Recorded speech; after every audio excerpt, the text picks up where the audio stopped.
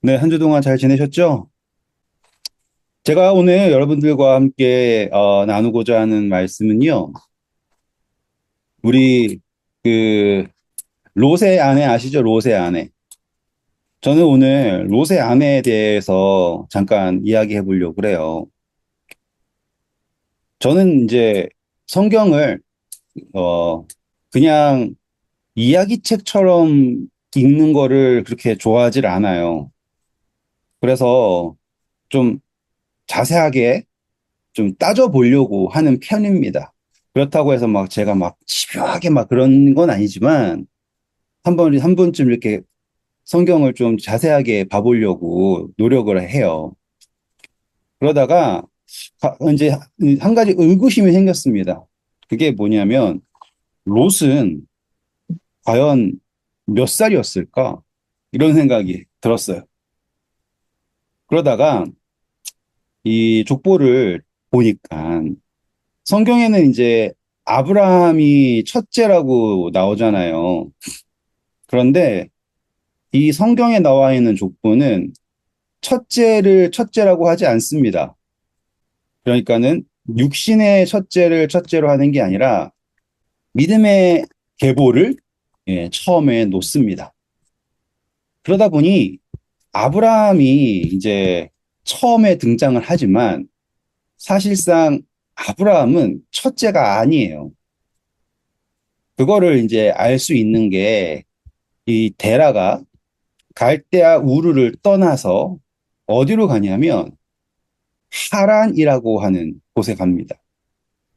그런데 거기에서 보면 하란이 아비보다 먼저 죽어서 라는 그 이야기가 등장해요. 지금 저희가 하는 이야기는 창세기 11장에 있습니다. 제가 읽어 드릴게요. 데라의 족보는 이러하니라.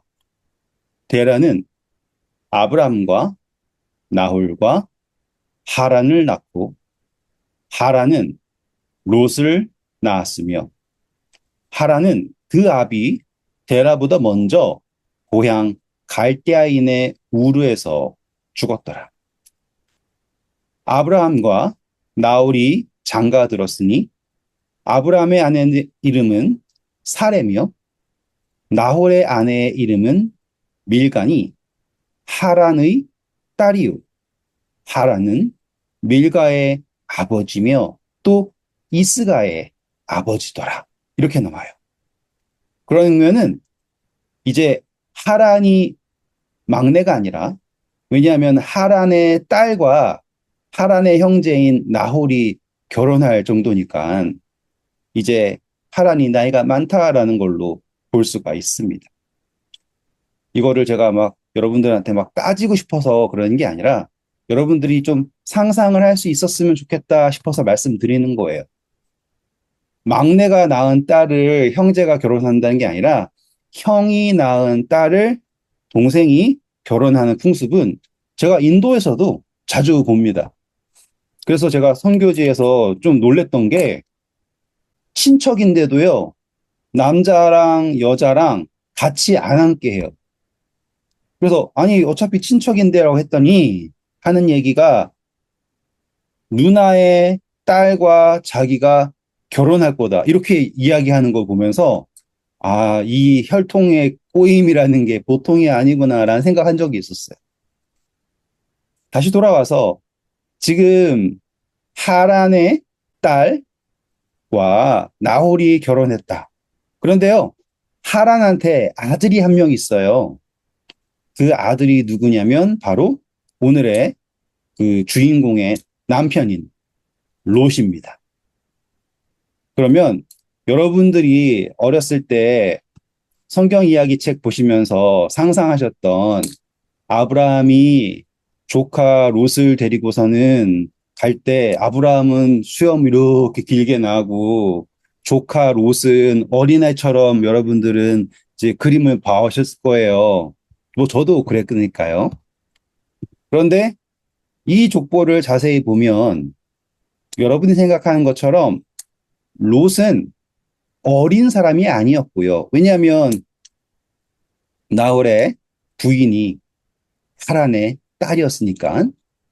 그리고 롯이 이 아브라함과 함께 이 모든 여정을 따라온 것도 롯을 돌봐줄 사람이 없어서가 아니라 롯 역시도 무언가를 좇고 있었다라는 걸 여러분들이 보셔야지 돼요. 한 번 더 정리해 드릴게요.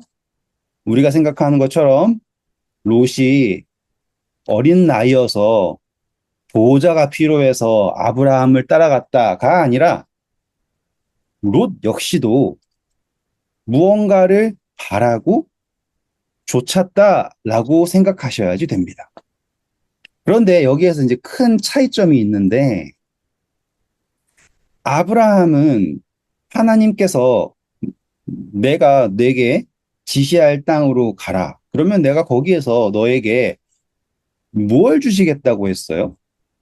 여러분들 성경 보시면 하나님이 아브라함에게 너가 지시한 땅으로 가면 내가 너를 엄청나게 복 줘가지고 뭔가 부자가 되게 할 거다라고 했어요.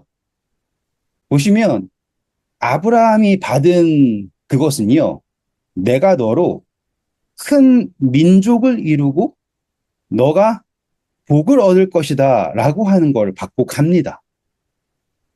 저는 거기에서 아니 왜 롯이 아브라함을 따라갔을까?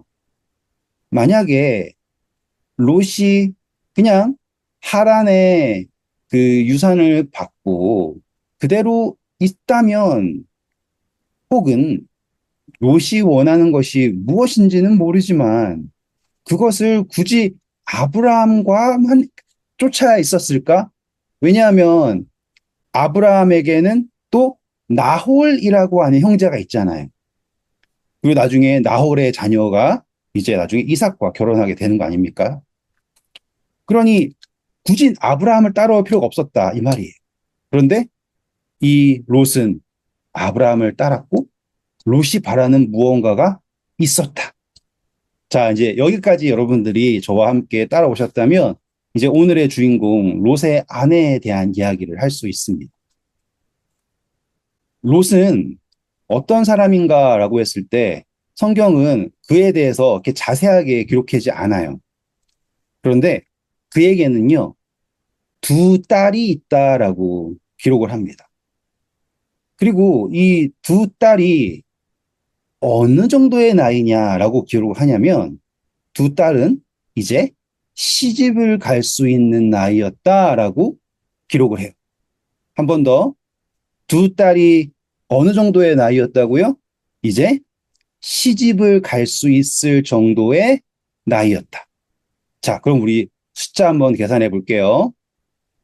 우리 아브라함이 처음 부름받았을 때 혹시 몇 살이었는지 아세요? 아브라함이 처음 부름받았을 때. 창세기 12장 4절에 보시면 아브라함이 메소포타미 말고요. 하란을 떠나올 때 75세라고 합니다.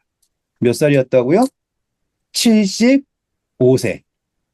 자, 그리고 아브라함이 이삭을 얻었을 때 나이가 몇 세였어요? 다 대답하고 계시죠? 네. 100세였습니다. 그러면 지금 하란이라고 하는 곳을 떠나왔을 때 75세고 이삭을 출산할 때가 100세라면 총 몇 년이 있었어요? 25년이 있었죠. 그러면 여러분 그 나이가 어떤 나이겠구나 생각 들지 않으십니까? 왜냐하면 소돔과 고모라가 멸망할 때가 바로 이삭이 출생하기 바로 1년 전 이야기잖아요. 그렇죠? 그래서 하나님이 아브라함과 사라에게 나타나셔서 내년 이맘때에 너가 출산할 거다 이렇게 말씀하실 때가 바로 소돔과 고모라가 멸망한다라는 소식을 전할 때 그때잖아요. 자, 우리 이제 수학 계산까지 했으니 그러면 롯의 아내는 언제 롯과 만났을까라고 하는 거를 생각해 볼 수가 있겠네요. 두 가지가 가능할 거예요.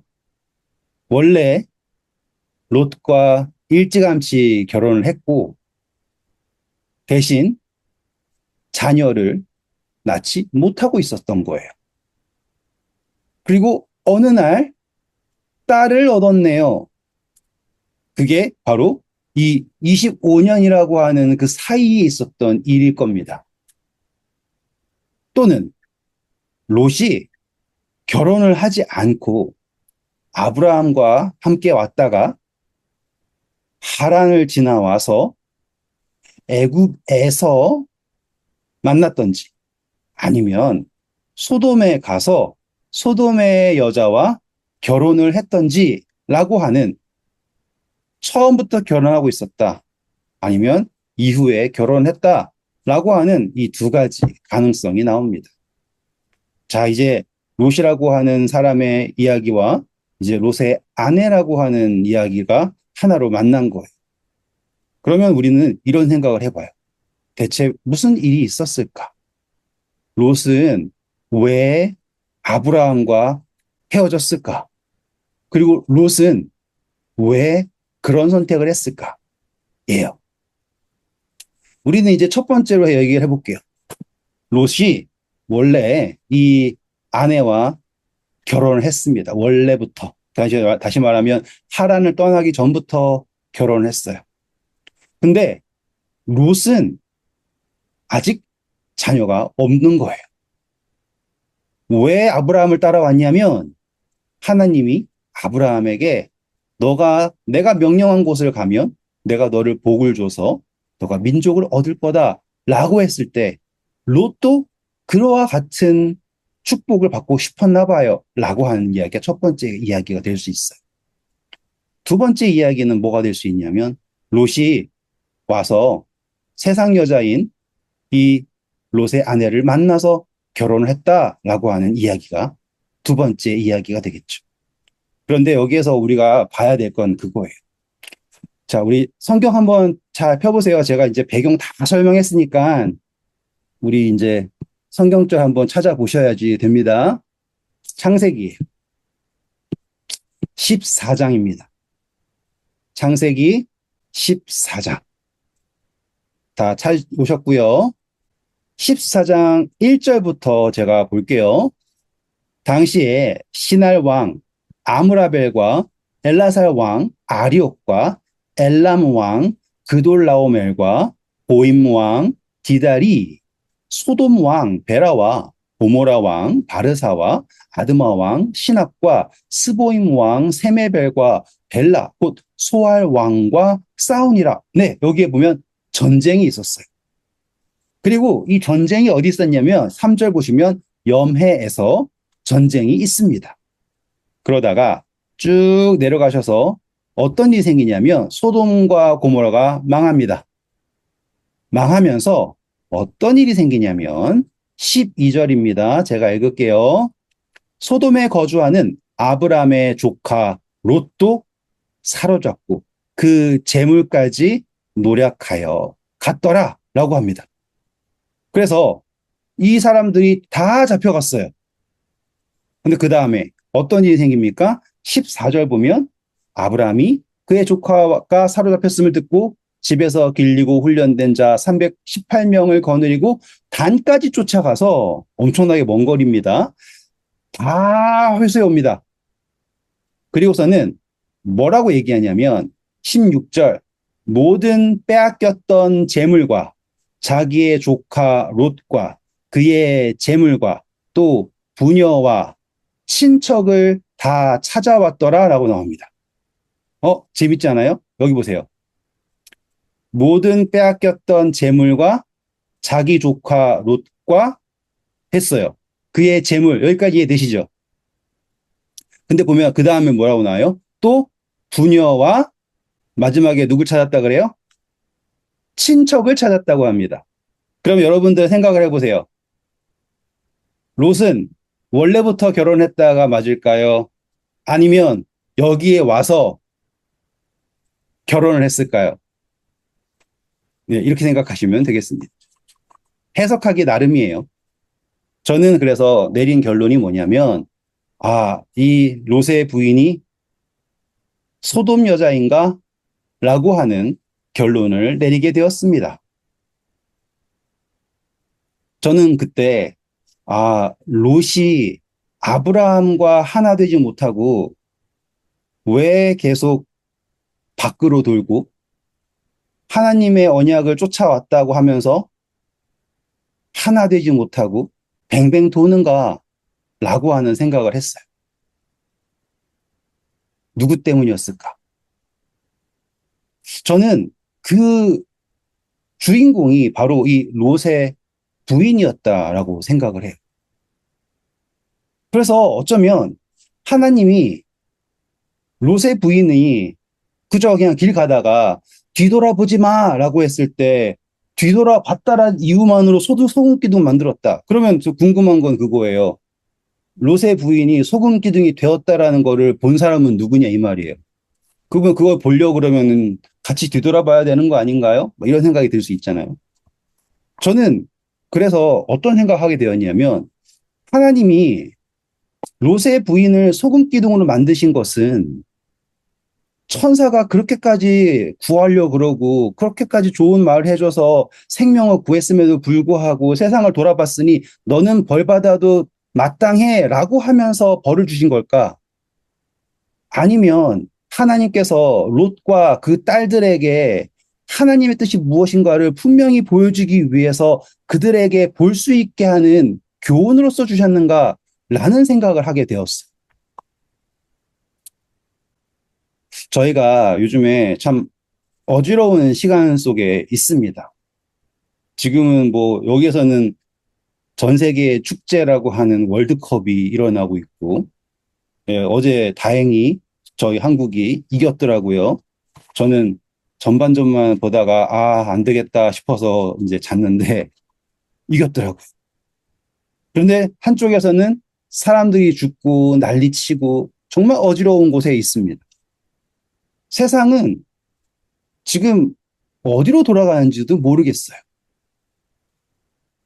그런데 하나님께서 롯의 부인을 소금 기둥으로 만들어서 이 세상에 속한 여자가 롯을 붙잡고 하나님의 언약에 가지 못하게 계속 잡을 때 하나님이 이 소금 기둥이 된 여자를 통해서 교훈을 주시는 것처럼 어쩌면 오늘 우리가 이 롯의 부인과 너무 붙어 있어서 하나님이 저희에게 깨어 있으라고 하는 그러한 말씀을 주고 계시지 않는가라는 걸 생각을 해봐요. 롯의 부인이 왜 뒤를 돌아봤을까? 뒤를 안 돌아봤으면 괜찮았을까? 이게 아니라 우리가 하나님께 저 산으로 도망쳐라라고 하는 그 명령을 듣고 나아갈 때 우리가 확인해야 될 것은 무엇인가라고 하면 하나님이 오늘 우리를 이 땅에서 구별하시고 비록 우리가 롯의 부인 같은 여자를 만나서 계속 세상으로 들어가가지고 발이 묶였지만 오늘 하나님께서 우리를 그 천사를 통하여서 이끌어내시고 우리로 하여금 산으로 도망쳐라, 하나님께로 도망쳐라 라고 말씀하실 때 예, 가슴 아프죠. 아내가 소금 기둥이 되었다라는 건. 하지만 중요한 것은 여러분 맛을 잃은 소금은 어떻게 된다라고 했어요. 길가에 버려져 밟히울 뿐이다. 오늘 우리가 하나님의 복음 안에서 그 맛이 있어야 되거든요. 근데 세상과 너무 붙어서 그 맛을 잃고 버려지지 않는지, 롯이 구원을 받았으나 구원받지 못하고 굴에 숨어 산 것처럼 오늘 우리가 이 소금 기둥이 되어버린 롯의 부인과 완전히 끊고 새로운 삶을 깨닫지 못한다면 우리는 아브라함이라고 하는 그 구원이 바로 지척에 있음에도 불구하고 단 한 번도 찾아가지 못하고 단 한 번도 자유를 얻지 못하는 그런 불안에 떠는 신앙이 되지 않을까 생각을 하는 거예요. 우리 이 세상이 마지막 때입니다라고 이야기하는 거는 정말 입이 아플 그 정도의 시대가 되었습니다. 이제 우리가 하나님께서 우리를 그 소돔이라는 곳에서 옮기셨다라는 것을 믿는다면, 그리고 그 롯의 부인이 멸망을 우리가 눈으로 목격을 한다면, 이제 롯처럼 굴에 숨어서 어쩌면 하나님 산을 가는 거 싫으니까 저기 소알 정도 가게 해주세요. 이런 기도하는 게 아니라 저쪽은 너무 악하니까 저쪽 시골 생활 해가지고 좀 나아지게 해주세요. 이렇게 하는 것이 아니라 하나님이 계신 약속이 있는 그 처음 명령하신 대로 그 산으로 나아가는 저와 여러분 되기를 바랍니다. 우리가 어디에서 무엇을 하든 하나님이 우리를 지키신다라는 것을 믿고 세상은 어지럽지만 믿음이 흔들리지 않기를 여러분들의 그 믿음에 하나님의 가호하심이 함께하기를 축원합니다.